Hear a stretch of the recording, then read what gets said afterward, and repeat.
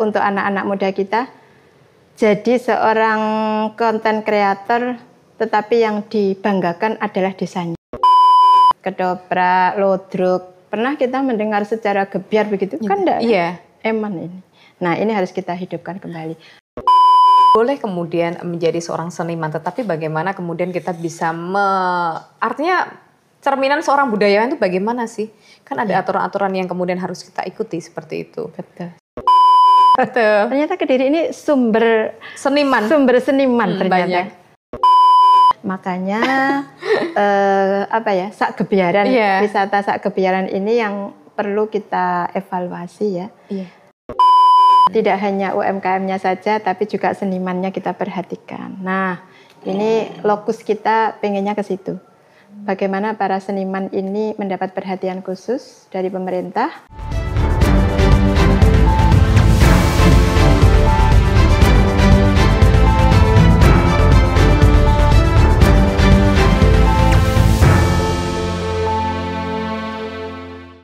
Assalamualaikum warahmatullahi wabarakatuh. Kembali berjumpa bersama dengan AB TV In Podcast. Bukan sekedar bicara, lebih dekat, lebih paham. Kalau suatu daerah itu memang punya identik, artinya punya ciri khas. Kalau kita berbicara mengenai ciri khas, itu bukan hanya sekedar lambang ataupun juga logo, tetapi di dalamnya itu ada unsur seni, kemudian ada UMKM dan juga budaya. Yang mana di dalamnya itu adalah kalau kita bicara budaya, hasil karya, cipta dan juga karsa. Sehingga itu menjadi satu kesatuan atau kita bisa bilang kolaborasi antar sektor yang itu bisa menjadi kekuatan besar dari daerah tersebut. Dan di sini kita akan berbicara mengenai kolaborasi seniman, UMKM dan juga pelaku wisata dalam membangun identitas daerah. Di samping saya sudah hadir sosok ibu dewan yang cantik sekali, yaitu Ibu Hajah Roaetun Nafif Laha yang atau akrab kita sapa dengan sebutan Bu Nafif. Nah, kita akan ngobrol dengan beliau. Rasanya kalau ngobrol dengan beliau itu waktu setengah jam nggak cukup ya, perlu 2 hari 2 malam. Assalamualaikum. Waalaikumsalam warahmatullahi wabarakatuh. Alhamdulillah, kabar sehat baik? Alhamdulillah sehat Mbak Cindy. Iya, Bu Dewan ini kegiatannya ini wisata kemana saja ini? Pastinya kalau saya di Dapil Kediri Raya, beberapa tempat saya singgahi. Karena hari ini sudah sangat marak terkait desa wisata. Betul. Karena sudah menjadi ada perda yang terkait desa wisata dan juga bagaimana hari ini di Jawa Timur ada program Dewi Cemara. Dewi Cemara. Iya, di mana itu memberikan inovasi kepada desa-desa wisata yang ada di seluruh Jawa Timur. Dan itu cukup marak. Jumlahnya kalau nggak salah 600 sekian desa wisata yang ada di Jawa Timur di Jawa Timur, tetapi ini juga harus kita dorong terus supaya ini terus berkelanjutan. Maka upaya-upaya kita hari ini adalah yang pertama bagaimana memajukan desa wisata, tidak hanya satu gebrakan saja. Nah, itu yang pertama. Yang kedua adalah memang sportivitas support dari Pemprov dari kabupaten ataupun kota hari ini sudah bagus. Saya melihatnya selaku Komisi B sudah bagus. Jadi all out-nya bagus. Ada satu hal yang kita soroti hari ini adalah keberlangsungannya, Mbak. Satu keberlangsungannya, yang kedua adalah kolaboratifnya antara UMKM, kemudian seniman, yang ketiganya adalah wisatanya. Nah, ini perlu penanganan yang lebih ekstra, kekompakan, dan juga bagaimana menyadarkan posisi masyarakat yang ada di desa wisata tersebut. 2 hal ini yang saya kira perlu kita soroti dengan baik. Tapi kalau untuk all out jangan ditanya deh, sekarang itu bagus, saya menilainya luar sudah biasa. Bagus, ya? Iya. Khususnya untuk wilayah Jawa Timur ya? Seluruhnya wilayah Jawa Timur. Oke. Artinya seberapa pentingkah potensi desa wisata itu sebenarnya? Sebenarnya ini lebih kepada penyadaran masyarakat bahwa kita itu memiliki potensi. Nah, bagaimana mengembangkan potensi itu dengan baik, bagaimana kemudian beberapa kelompok masyarakat, terutama pemudanya, perempuannya, desanya, Dan semua organisasi yang ada di dalam desa itu mampu berkolaborasi dengan baik. Nah, kalau ini mampu dilakukan, pasti hasilnya juga akan baik. Misalkan saja kita punya contoh di Kepanjen, Malang. Iya, masuk Jawa Timur juga ya. Jawa Timur juga, desa wisata apa sih? Kampung apa kemarin itu ya? Lupa saya. Nah, itu dulunya adalah desa terpencil di atas, nggak ada yang lirik, tapi begitu kepala desanya mencoba untuk berinovasi, mengajak semua potensi yang ada di desa, termasuk pemudanya, masyarakatnya, akhirnya sekarang menghasilkan income yang bagus. Menjadi desa wisata. Menjadi desa wisata. Dulu pemudanya banyak yang keluar, sekarang pulang. Karena ada yang dikerjakan, baik dari pengelolaan sampahnya, baik dari kemudian pengelolaan BUMDesnya, desa wisatanya, akhirnya sekarang desa wisatanya bersih. Saya lupa namanya, ya Allah, kemarin baru Coba lihat. Kita searching ini. Atau setelah itu nanti kita ke sana. Bagus. Nah, di Kediri juga nggak kalah. Kalau di Kediri yang kemudian jadi percontohan? Kemarin di Kepung ya, desa Kepung yang sudah masuk dalam nominasi ikut perlombaan Dewi Cemara yang ada di situ Bondowoso kemarin itu juga bagus, Mbak. Mereka seperti apa konsepnya itu? Jadi membangun komunitas tour, di situ ada apa itu? Arung jeram. Oh iya. Kemudian bisa buat rafting gitu ya. Terus apa itu? Perkemahan. Terus kemudian ada di Kepung itu kan ada apa itu? Goa ya. Iya. Nah, itu dijadikan sebuah satu paket. Iya. Nah, tur apa namanya itu? Wisata tur ya? Iya, satu paket. Kayak kita ke Bromo itu kan? Nah, itu. Jadi konsepnya bagus. Iya. Jadi saya melihatnya, oh iya ya, bagus juga ya. Dan itu kemarin dapat nominasi juga. Wow, luar biasa. Iya. Makanya ini juga Kediri ini juga cukup antusias dalam menyambut desa-desa wisata ini. Dan juga terkait para seniman. Jadi seniman-seniman yang nyuwun sewu tidak ada tanggapan, itu beberapa kali diajak event begitu. Kita kan selaku dewan ini kan harus tahu seberapa besar potensi, kemudian juga masyarakatnya ini diperlakukan seperti apa yang punya nilai seni tinggi. Nah, ini kan harus kita perhatikan juga. Nah, ternyata beberapa seniman itu juga sudah bilang bahwa mereka ini juga beberapa kali diundang, kemudian juga difasilitasi oleh kabupaten dan kota untuk diajak berkolaborasi untuk tampil dalam event-event besar. Nah, ini cukup menggembirakan saya kira. Contoh saja ya, hari ini ada jaranan, ada lodruk, ada ketoprak, yang notabene jarang yang nanggap, yang banyak kan wayang. Betul, kalau wayang masih Nusantara itu. Nusantara banget dan orang banyak yang nanggap. Tapi yang lainnya coba kita lihat. Nah, jadi tergerus zaman. Betul, ini harus kita budayakan kembali, kita mengundang mereka-mereka ini untuk lebih aktif kembali. Ini budaya kita, budaya lokalitas yang harus terus kita kembangkan. Makanya ada juga di Puncu ya, Puncu ya, Sempu juga, itu juga begitu. Bagaimana juga hampir sama, wisata tur begitu.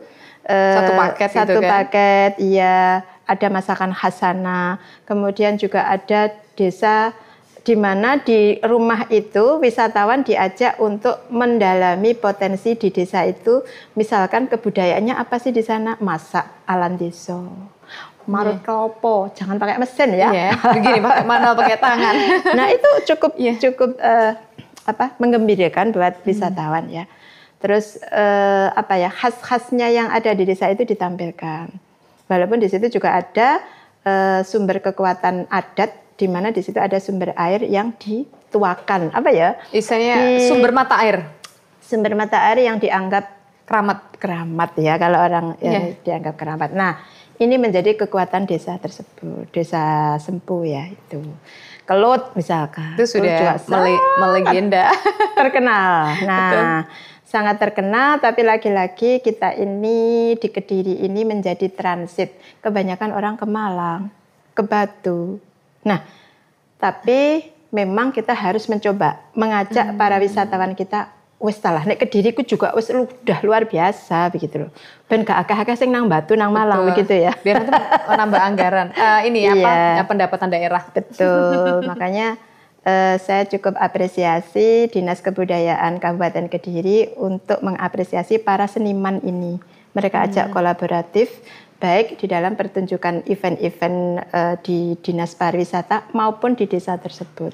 Artinya kolaborasi ini ketika kemudian terjalin sebenarnya sinergitas ini tadi bisa menghasilkan sumber penghasilan di setiap daerah ya. Betul. Kalau ada tempat wisata berarti artinya UMKM jalan. Betul. Parkirnya udah ada, retribusi jelas ada. Betul. Hasil dari kreativitas UMKM itu pasti ditampilkan di dalam desa wisata tersebut. Jadi kita beberapa kali mengadakan acara itu pasti kita mengambil produknya yang kita tempati. Dan itu juga dilakukan oleh desa-desa wisata. Kan mereka punya masakan khas kan. Kemarin juga ada di Ngadiluwe atau di mana itu yang pakai Mojo ya, yang pakai daun itu pasar tradisional. Yang pakai daun. Bukan daun. Jati, bukan. Ada yang daun jati, ada yang apa itu? Sorpring ya. Nah itu di Mojo atau di mana itu. Nah itu juga menampilkan kekhasan budaya yang ada di desa tersebut. Ini juga menarik. Cuman keberlangsungannya lagi-lagi. Bisa konsisten apa enggak dalam jangka panjang? Ini akhirnya kan ternyata juga enggak excited seperti yang di awal yang didengungkan bahwa kita ini harus membangun lokalitas desa kita menjadi sebuah desa wisata yang banyak digemari oleh banyak orang. Nah ini cukup PR ya, PR buat kita semuanya untuk anak-anak muda kita. Jadi seorang konten kreator, tetapi yang dibanggakan adalah desanya. Bikin orang itu kan kalau sudah ada konten kreator masuk, kemudian meng-up apa yang menjadi potensi, itu kan akhirnya orang penasaran. Lebih cepat viral dan juga terkenal. Betul, penasaran pastinya. Dan mereka akan masuk. Nah, kalau sudah masuk, cuman jangan stagnan. Apa sih yang ditampilkan? Ojo kui-kui baik gitu. Ada nilai-nilai inovasi baru yang bisa mereka jual. Nah, ini yang sulit. Akhirnya banyak juga desa wisata, ya saya bilang layah ya walayamut ya. Main di 1 semester, 2 semester selesai. Betul. Kok udah nggak ada ceritanya? Nah, biasanya mereka terkendala apa sih sebenarnya ketika kemudian tidak bisa konsisten? Ya itu tadi inovasi. Inovasi yang harus kita mainkan terus. Makanya wisata tour dengan rangkaian kesini itu menjadi sebuah trik tersendiri. Jangan hanya di desa itu, tapi berapa desa misalkan. Komunitas, misalkan wilayah timur, wilayah Kelut, ada Sempu, kemudian ada Kepung, ada Canggu. Candi Surawono. Itu kan juga nilai budaya yang sangat bagus kan. Di situ juga ada perikanan. Sentranya perikanan, ada ikan nila, ada koi, ada lele dan sebagainya kan sudah ada. Nah, ini menjadi sebuah paket wisata itu kan sudah luar biasa. Itu sehari udah orang sudah dapat tempat wisata banyak ini. Capek juga kan sudah bagus kan. Iya. Nah, ini yang harus kita jual supaya para wisatawan kita nggak lari ke Batu atau Malang. Kebanyakan memang kita kan orang Kediri ke Batu aja yuk asik, dingin begitu. Padahal di daerah sendiri ada tempat wisata yang kemudian belum kita kunjungi. Betul, kita punya Dulu Semen, bagus juga. Betul. Kita punya di Wilis itu ada Goa Selo Mangkleng, bagus juga. Ada nilai sejarahnya juga. Semuanya memiliki nilai sejarah. Dewi Sekartaji di Goa itu, bagaimana di Kelut kita punya kawah yang luar biasa. Betul. Jadi semuanya punya nilai histori, cuma kita harus memiliki paket-paket wisata di mana kita harus kenalkan secara maksimal. Oke, kalau peran dari Komisi B sendiri ini, kalau ini terkait tentang tema kita berkaitan tentang seni, UMKM dan juga budaya. Nah, masuk di UMKM-nya apa yang kemudian bisa dibantu untuk para seniman dan juga ketiga aspek ini? Nah, lagi-lagi memang pos dana budget untuk kebudayaan dan pariwisata ini memang tidak terlalu besar dibandingkan yang lainnya. Dinas yang lainnya. Makanya ini menjadi titik lokus kita harus ditambah. Kalau kita ingin mendapatkan PAD yang lebih besar lagi. Karena pariwisata itu ternyata menjadi tulang punggung PAD kita juga. Jadi iya. kalau kita ngomong Majapahit, kita ngomong Mojokerto. Kemudian di Surabaya ada Tugu Pahlawan, kemudian juga ada wisata religi, di situ ada Sunan Ampel. Kemudian ke Madura, kebanyakan dari provinsi lain juga ke Madura, lihat jembatan Suramadu itu. Lanjut lagi kemudian wisata religi. Wisata religi juga. Nah, ini harus lebih kita tampakkan menjadi sebuah paket biar orang nggak bosan. Nah, selain kalau ngomong UMKM produk nih, produk olahan, kita nggak kalah, sudah deh. Bagaimana Pemkab kota semua seluruh Jawa Timur memfasilitasi UMKM ini, bagaimana packagingnya, bagaimana membuat produk itu menjadi sebuah nilai jual tinggi. Nilai jualnya bagus, packagingnya sudah bagus. Ya memang pastinya ada masih beberapa yang belum. Tetapi ini sudah sangat menarik. Dan kalau kita ke daerah pasti kan kita punya produk di situ apa. Dan sudah bagus kan? Kalau ke Kediri pasti tahu takwa. Ke Madiun ini ada brem. Betul. Masing-masing daerah ada ya. Nggak hanya tahu takwa saya kira, tapi juga beberapa produk kita yang ada di timur misalkan. Itu kan juga kita pisang apa itu? Keripik. Keripik pisang juga enak, selai nanas, kemudian juga minuman nanas, wilayah Kelut kan juga enak juga. Soalnya penghasil nanas juga. Nah ini cukup bisa kita jual secara baik gitu. Dan packagingnya sudah bagus. Cuman yang itu tadi terkait seniman lokal yang harus kita openi. Ya. Apa PR terbesarnya untuk para seniman itu yang kemudian bisa dilakukan? Membantu mereka tetap bisa eksis di tengah mereka sekarang sudah tidak kemudian dikenal, apalagi untuk generasi muda nggak tahu apa itu ketoprak. Sukanya apa? Nge-DJ gitu. DJ Panda. Kediri ya? Iya. Berarti aset Kediri ya? Perlu dibanggakan. Iya. Ya, gini ya. Sekali lagi memang kitanya yang harus proaktif, masyarakatnya yang harus kita ajak bicara, kita ajak berbincang. Ayolah para seniman-seniman ini kita ajak berkolaborasi terus. Jangan sampai mereka itu kemudian gimana hilang nasib ditelan kita. Usia ini. Mereka selalu bertanya gimana nasib kita. Kita kan jadi aduh iya ya, ternyata harus ada satu hal yang kita perhatikan, di mana seniman itu keberlangsungan hidupnya harus kita pikirkan. Mereka punya kekuatan tradisi, ada mungkin kayak jaranan, reog. Itu kan kita punya juga kan di Kediri. Iya. Nah, ini yang kemudian ayo nggak enak sing nanggap. Nah, ini gimana caranya kita buat event? Nah, masyarakat desa, terutama desa tersebut harus wis lah. Ayo dibuat event dan yang ditangkap adalah orang-orang kita sendiri. Sebenarnya untuk Agustus di tahun 2025 ini saya melihat beberapa desa itu kan kegiatan Agustusan mereka mengambil tema-tema budaya. Ini kan bisa memasukkan unsur-unsur seni yang ada di dalamnya. Nah, tetapi kadang unsur-unsur seni itu mereka lupa kalau sebenarnya berkaitan tentang seni itu banyak. Nah, kalau yang ingat ya ingat itu aja yang ditampilkan, yang lainnya sementara lupa gitu kan. Kayak ketoprak itu kan hanya, mohon maaf kalau di diri kan juga ada kan itu kan, ada sanggarnya, tetapi tidak tersentuh, artinya orang tidak. Ketoprak, lodruk, pernah kita mendengar secara gebiar begitu? Kan enggak? Iya. Eman ini. Nah ini harus kita hidupkan kembali. Terus sekarang lagi marak sonhoreg dengan tarian-tariannya yang luar biasa ini, yang kemudian menggerus tradisi lokal kita. Nah ini juga harus kita perhatikan. Kayaknya kita kok lebih tertarik sonhoreg ya. Kok kita lebih tertarik kepada para penari-penari ini? Nggak apa-apa, oke. Yang penting adalah menampilkan budaya, citra budaya kita dan marwah kita sebagai seorang penari. Ya kita sedikit mengkritisi kemarin terkait kostum ya. Yang digunakan. Kostum yang digunakan.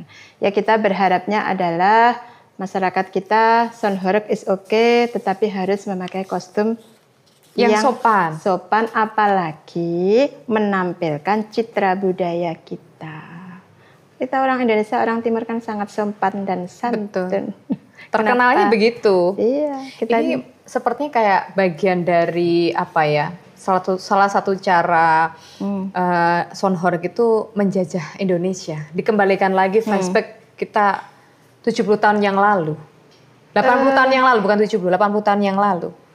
kita nggak ngerti apa-apa, kita oke aja itu yang ngikutin. Padahal itu kan sebenarnya bagian dari dijajah ya. Sound horeg ini adanya kan hanya di Jawa Timur yang lebih marak, ya enggak? Apakah di budaya luar ada? Enggak ada. Enggak ada. Ini udah mau masuk ke Jawa Tengah nih. Adanya hanya di Jawa Timur dan membahana, banyak disukai, padahal juga ada nilai-nilai yang tergerus. Nah, ini yang perlu kita sampaikan, makanya kemarin sampai ada larangan MUI. Saya kira ini adalah bagian dari evaluasi kita sebagai warga masyarakat. Jangan nilai-nilai budaya kita ditinggalkan. Marwah sebagai seorang, karena penarinya banyak perempuan cantik-cantik, marwah perempuan harus dijaga. Boleh kemudian menjadi seorang seniman, tetapi bagaimana kemudian kita bisa artinya cerminan seorang budayawan itu bagaimana sih? Kan ada aturan-aturan yang kemudian harus kita ikuti seperti itu. Betul, sepakat saya. Nah, ini harus... orang luar negeri saja ketika kemudian melihat Indonesia, mereka bangga. Kemarin itu saya pernah melihat ada dalam satu konten, itu orang-orang luar negeri itu mereka belajar karawitan. Bahkan betul. Mereka seperti di Amerika, mereka tuh bisa nyinden. Iya. Loh, saya kembali lagi ke saya sendiri, introspeksi ya. Saya saja sebagai orang Indonesia belum pernah belajar itu. Ya Allah. Betul. Seharusnya kita malu kan di situ. Kita cukup berbangga dalam hal ini, dalam budaya ya. Kita kaya sekali akan budaya dan momentum 17 Agustus kemarin itu banyak bule-bule yang ikut 17 Agustusan. Pakai kostum-kostum aneh gitu ya. Pakai kostum aneh, mereka ikut balap goni, mereka ikut balap kelereng, mereka ikut apa itu? Apa namanya itu? Panjat pinang bukan? Panjat pinang, ada panjat pinang. Makanya di Bali itu luar biasa kan? Mereka ikutan 17 Agustus. Nah, ini sebenarnya cukup menarik buat buat wisatawan di luar sana. Nah, cuman ada produk-produk yang di Indonesia, yaitu tadi ada Lodruk, karawitan, dalang, ini nggak dimiliki oleh banyak orang. Kalau wayang saya kira hari ini masih gebyar, Mbak. Iya. Tapi yang lainnya perlu kemudian kita pikirkan, perlu sentuhan secara khusus. Tuh, kalau wayang masih banyak yang suka dan banyak yang nanggap. Dan di mana-mana itu kalau ngomong wayangan itu semalam suntuk dan itu orang semua suka. Apalagi ada penyanyinya, ada dalangnya yang Salindri dari Kediri juga ya. Iya, betul. Ternyata Kediri ini sumber seniman ternyata. Banyak tadi ya. Ada Mbak Niken, ada siapa lagi yang cukup terkenal menasional itu. Tapi yang jelas bukan Cindy ya. Hampir sama nggak namanya? Hampir sama. Ini soalnya masih mampu-mampu dulur. Semoga nular suara bagusnya. Amin, ya Rabbal Alamin. Iya, jadi itu sentuhan-sentuhan inilah yang perlu kita ramaikan, perlu kita budayakan, dan kita sebagai bagian dari masyarakat, ayo kita nggak hanya nanggap wayangan, yang lainnya dong, gitulah. Kemudian perlu kita angkat. Iya, saya mulai hari ini juga ayo kita jangan wayangan saja deh. Makanya kemarin saya usulkan kita yang lainnya aja deh. Apa karawitan atau tiban mungkin? Oh iya, nah. Iya. Tiban itu masih kalau di daerah Ngadule masih ada. Itu tapi cuma 1 tahun sekali. Oh gitu. Iya, ada itu tiban itu. 1 tahun sekali. Nah, nggak salah Suro. Nah, ini kan jarang kan sekarang. Mereka nggak tahu tiban itu ngapain, keseniannya seperti apa. Coba ditanya Gen Z yang ada di sini, nggak tahu. Nggak tahu pastinya. Cuma dengernya namanya aja tiban, tapi nggak tahu secara seni itu apa yang kemudian yang ditampilkan. Semoga saja 5 tahun, 10 tahun, kalau kita mulai membangun hari ini untuk cinta adat budaya kita, insya Allah kok akan terbangun. Generasi kita akan tahu, oh budaya lokal kita seperti ini. Ternyata bagus juga ya. Tidak hanya menari ngedance, tapi juga menari tradisional indah. Dan ternyata karawitan juga banyak disukai, wayang dengan sindennya juga banyak disukai, lodruk dengan kelucuannya juga cukup menarik, ketoprak dengan sastra bahasanya yang halus itu juga perlu kita pelajari. Nah, ini yang menjadi harus kita kembangkan, dan impact-nya adalah generasi kita harus tahu budaya kita. Syukur-syukur alhamdulillah suka dan menekuni di bidang itu. Iya. Berarti selain kemudian kolaborasi dengan generasi muda, ini juga perlu kemudian apakah harus ada ruang khusus belajar seni begitu sehingga mereka tuh paham pakemnya. Ini yang hari ini sekolah-sekolah seni Kita ngomong sekolah seni ya, Iya. kan jarang. Iya enggak? Betul, bisa dihitung jari. Kita ngelihat di mana ya kira-kira sanggar seni itu. Betul. Satu Jarang kabupaten sekali. saja mungkin bisa dihitung loh. Betul. Nah, ini belum maksimal karena lagi-lagi orang yang suka seni itu jarang. Orang yang memiliki bakat seni juga jarang. Kalau nggak dari kecil, misalkan orang tuanya mengajarkan seni itu sendiri, saya yakin kok anak-anak muda sekarang nggak begitu care terhadap seni kita. Sanggar seninya aja jarang kok, apalagi kita suka gitu kan ya. Iya. Ini yang menjadi PR kita ke depan. Jangan sampai budaya kita tergerus oleh hal-hal modernisasi yang akhirnya lupa. Apakah kemudian persepsi di antara mereka itu kalau menjadi seniman itu mereka nggak bisa makan? Kan punya persepsi seperti itu. Jadi seniman itu ya just kita happy, jadi nggak bisa cari duit gitu kan. Jadi akhirnya kemudian nggak mau mempelajari.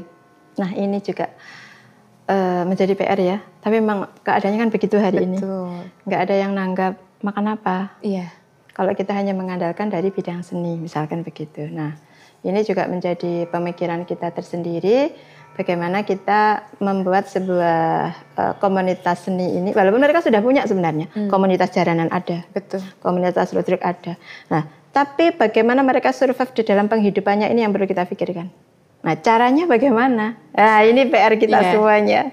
Jadi tidak mungkin kita berpangku tangan kemudian mereka akan survive, tapi pasti ada sentuhan-sentuhan. Ayolah PAD kita, Kabupaten Kediri, kita alokasikan untuk mereka, bagaimana mereka bisa mendapatkan tanggapan di semua event dan itu cukup untuk 1 tahun misalkan. Ini perlu loh ya, ini kelihatannya sepele, betul. Tapi harus kita perhatikan. Masa nih kalau kemudian akhirnya karena tidak ada sumber penghasilan yang memadai, akhirnya mereka berpindah bekerja yang lain untuk menyambung hidup. Iya, dan tidak melestarikan kesenian ini, kan begitu. Sementara generasi muda belum ada artinya regenerasi lagi yang dididik begitu. Artinya perlu dimasukkan dalam unsur pendidikan. Iya. Bukan hanya sekedar berbahasa Jawa. Kalau kemarin kurikulumnya bahasa Jawa dihilangkan, habis itu muncul lagi. Nah ini perlu kemudian dimasukkan mulai dari SD seharusnya. Betul, sangat disayangkan itu kurikulum bahasa Jawa dihilangkan, itu sangat disayangkan. Itu citra kita, akar kita. Iya. Orang Jawa ini kudu iso basa Jawa, kudu iso krama inggil, dan nilai seninya yo awake dhewe kudu ngerti, tapi kemudian dihilangkan. Ya apa kita tahu Hono Coroko, ya apa kita tahu bagaimana orang dulu itu menanamkan etika, kemudian rasa kepada anak cucunya, kalau kemudian dihilangkan. Karena wong Jawa itu kan rasa, tepo seliro, betul, sopan santun, asih, saling asih. Nah ini yang perlu kita galakkan ya, saya kira. Oke, kita kembali lagi ke topik bahasan kita tadi terkait tentang kolaborasi antara seniman, UMKM dan juga wisata. Kalau ketiga-tiganya ini kemudian, ketiga sektor ini kemudian bersatu, sebenarnya proyeksi ke depan itu seperti apa sih? Saya kira luar biasa. Berirama begitu? Saya kira luar biasa. Kalau contohnya sudah banyak ya. Yeah. Contohnya sudah banyak, tinggal kita mengaktifkan kembali desa wisata yang hari ini masih berkutat kepada satu desa saja, tidak mengembangkan untuk berkolaborasi dengan desa-desa wisata yang lain. Jadi kalau bisa, ya ini gambaran saya ya, bagaimana memanfaatkan desa wisata A, B, C ini menjadi sebuah kekuatan. Kalau satu desa ini sudah kuat, maka disambung dengan desa yang lain yang punya desa wisata, disambung lagi. Nah ini akan menjadi sebuah kekuatan yang baik. Baik dari destinasi wisatanya, kemudian kita kalau bisa menggait wisatawannya itu juga akan, oh ternyata ada rentetannya ya, oh ternyata bagus juga ya. Nah walaupun ada sebuah desa, di situ sudah paket lengkap. Paket lengkap itu dalam artian ada seninya, ada adat budayanya, ada UMKM-nya, produk-produk UMKM-nya yang bagus, tapi kan alangkah indahnya jika itu saling berkesinambungan dan ini menjadi sebuah kekuatan baru mendatangkan devisa atau penghasilan yang baik untuk desa wisata tersebut. Wah, ini kalau membayangkan proyeksi ke depan gambarnya seperti itu, artinya sudah aman ya secara ekonomi begitu ya untuk daerah cukup, tersebut. Saya kira cukup itu. Kita nggak usah bicara nanti dapat PAD, nggak usah. Mereka saja secara personal mereka sudah mendapatkan penghasilan. Betul. Sehingga kesejahteraan terjamin begitu. Harapannya kan itu. Iya. Jadi nggak hanya sekedar desa wisata, nggak hanya sekedar kita ngomong seniman, nggak hanya sekedar ngomong kita produk, tapi bagaimana pendapatan mereka itu baik, layak secara standar ekonomi atau penghasilan di kabupaten kita. Aduh, luar biasa. Jawa Timur ternyata punya potensi-potensi yang sangat luar biasa. Nggak kalah untuk deh dengan yang lainnya. Wisatanya, kemudian UMKM-nya ada di setiap Betul. desa. Jangankan daerah, desa sudah ada. Jadi begitu. yang terkenal memang Tumpak Sewu, Bromo, kan itu kan Jawa Timur. Itu karena memang secara apa ya, untuk media sosialnya memang gencarnya di situ. Coba kita kemudian dalam 1 tahun ini coba track aja, kita bikin konten yang kemudian berpusat pada wisata-wisata yang ada di Kediri. Insya Allah mungkin tahun kedua kita sudah akan tahu posisi kita ada di mana, gitu ya. Kelut itu bagus, Kelut itu sangat bagus. Karena memang itu menjadi kekuatan Kediri ya. Iya, betul. Nah, apalagi nanti kalau juga ditambah wisata-wisata yang lainnya, edukasi-edukasi yang lain, walaupun di sekitarnya itu sudah beberapa ya, tapi kan kayak banyak yang collab juga ya. Itu sepertinya perlu kemudian kayaknya dana untuk kemudian apa ya, mereka untuk inovasi kan juga membutuhkan budget kan. Apa yang menjadi ketertarikan para wisatawan ini harus kita di-upgrade lagi. Betul. Mungkin ada flying fox yang lebih gede lagi. Betul. Yang lagi ngetrend kan terjun payung ya sekarang ya. Ini apa bahasa itu? Paralayang. Paralayang. Nah, ini lagi ngetren ini. Iya. Tuh kayaknya ganteng-ganteng itu udah tertarik ini. pakai coach yang oke di konten tuh begitu. Betul. Kayaknya Kelut juga punya potensi itu deh. Kalau kita kembangkan jadi paralayang, kemudian kalau trip adventure-nya sudah ya? Iya, sudah tadi. Sudah ada, terus di kanan kirinya juga ada beberapa rumah adat, bukan rumah adat ya? Apa itu? Kanan kirinya kekhasan budaya-budaya kayak Indian. Rumah Indian. Iya. Nah, dan yang itu masih ada nggak sih, Bun? Makanya Sakgebiaran, wisata Sakgebiaran ini yang perlu kita evaluasi ya. Iya. Bagaimana keberlanjutannya ini kita pertahankan. Ternyata ya itu tadi, kita harus mengikuti tren ya. Apalagi di situ nanti ada event pertunjukan yang terus dilakukan setiap minggu. Saya kira tambah menarik itu. Iya, baik. Perlu kemudian peran pemerintah juga. Pastinya. Artinya kemudian lebih di tahun ini mau difokuskan kemana? Ke wisata yang nanti nyambung ke seniman. Secara otomatis UMKM ikut, begitu ya, Katen? Iya, harus difasilitasi pemerintah untuk sementara ini. Kalau enggak, saya kira swasta belum, atau personal atau perorangan belum mampu untuk itu. Berat untuk kemudian mencapai target tersebut, begitu. Iya. Harapan untuk terkait tentang kolaborasi dari ketiga sektor seniman, kemudian UMKM dan juga desa wisata apa ini dari Bu Nafif? Ini kita pengen bahwa ketiga-ketiganya ini bisa hidup baik, bisa maju secara bersama-sama. Tidak hanya UMKM-nya saja, tapi juga senimannya kita perhatikan. Nah, ini lokus kita pengennya ke situ. Bagaimana para seniman ini mendapat perhatian khusus dari pemerintah, dari kita soundingkan dengan beberapa event-event yang warnanya itu bisa mengakses mereka lebih baik lagi lah, lebih gebiar lagi lah.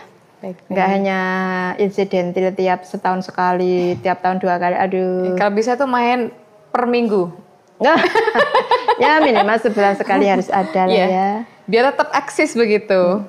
Pastinya begitu. Harapan kita seperti itu. Jadi tidak ada yang mati, tidak ada yang tumpang tindih, ya hanya UMKM-nya saja, tapi senimannya mati, desa wisatanya 1-6 bulan, setelahnya mati. Nah, ini yang perlu kita evaluasi bersama-sama. Ayo bagaimana kita memajukan UMKM, kemudian seniman juga wisata-wisata yang ada di Kediri Raya ini. Insya Allah siap untuk Dewan Provinsi untuk mengawasi. Baik, terima kasih hari ini Bu Dewan untuk waktunya. Insya Allah kita bisa ngopi lagi lain kesempatan. Monggo kopinya diminum dulu. Siap. Bismillahirrahmanirrahim di menit-menit terakhir begitu ya. Bismillahirrahmanirrahim. Alhamdulillah, ini khasnya Kediri juga ini. Kopi apa ya? Kopi khas Kediri. Baik, terima kasih hari ini untuk Anda yang sudah kemudian menyaksikan berkaitan tentang kolaborasi seniman UMKM dan juga desa wisata. Ketika kemudian ketiga-tiganya bisa berjalan beriringan, itu tentunya akan menghasilkan atau impact yang luar biasa terhadap daerah tersebut. Semangat untuk para seniman, semangat juga untuk desa wisata. Ayo kita tumbuh bersama dan insya Allah peran pemerintah sangat penting sekali, sangat membantu sekali untuk teman-teman seniman untuk bisa bangkit kembali. Saya Siti Hasa pamit dulu. Terima kasih kebersamaannya. Assalamualaikum warahmatullahi wabarakatuh. Warahmatullahi wabarakatuh.